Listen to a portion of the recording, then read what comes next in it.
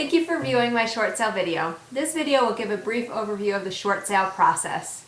Many people think short sale means fast sale, and that is not the case. A short sale is basically a lien holder or mortgage company or investor being willing to accept a less than full payoff, hence the reason why it's called short sale. A short sale can take different lengths of time. Some lien holders are able to get short sales processed very quickly. Some lien holders take several months. I've had some lien holders take as long as 6 or 7 months to review an offer. It really does depend on the lien holder. The other factor that it depends upon is making sure that the person processing the short sale is proactive. You want to make sure that you are following up on all documentation and following up with the lien holder to make sure that they have everything they need. Oftentimes they will not contact you if they're missing documents, and if they are missing documents, the short sale file will sit at the bottom of the pile until somebody contacts the lien holder. Short sales basically happen in a few stages. The first stage is to submit documentation to the lien holder.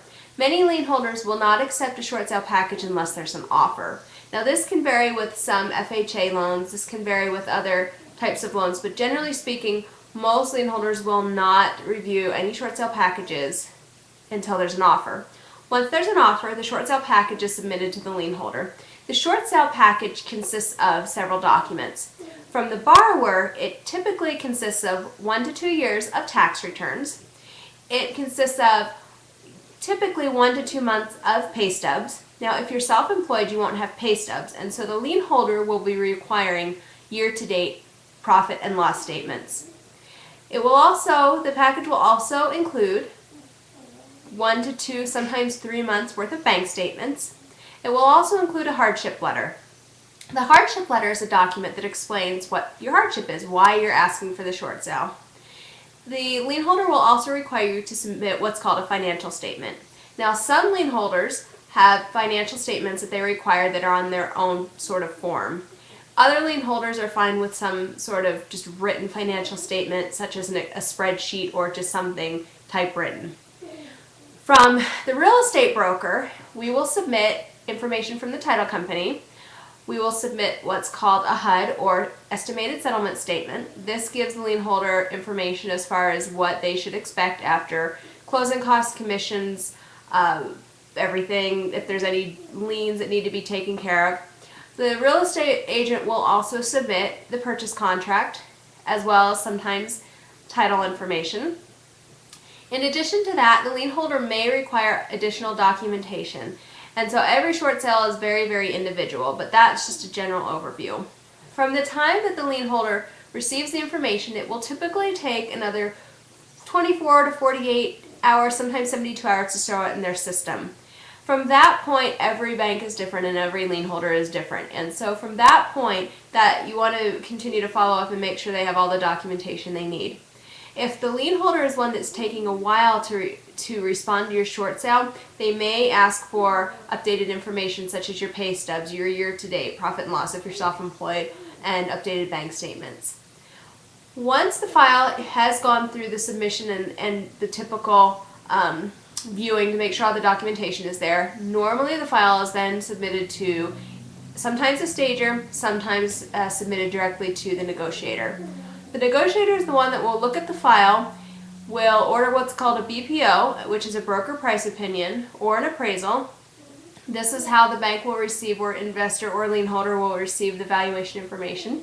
And then once the BPO or appraisal is ordered, then what will happen is they'll wait for that to come back, and then the whole file will be reviewed by the investor.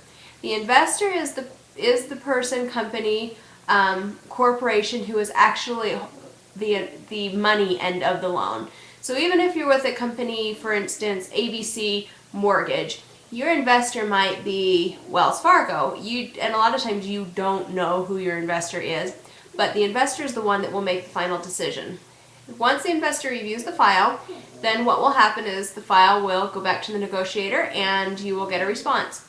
Now, there are other factors that can fall into this. Some programs and some short sales are processed a little bit differently. If you have an FHA loan, it's processed a little bit differently. If there's mortgage insurance, it's processed a little differently. And so every situation is different. If you are considering a short sale, you want to make sure that you are working with someone that is familiar with the process, someone that's proactive, and someone that will be following up on your file regularly.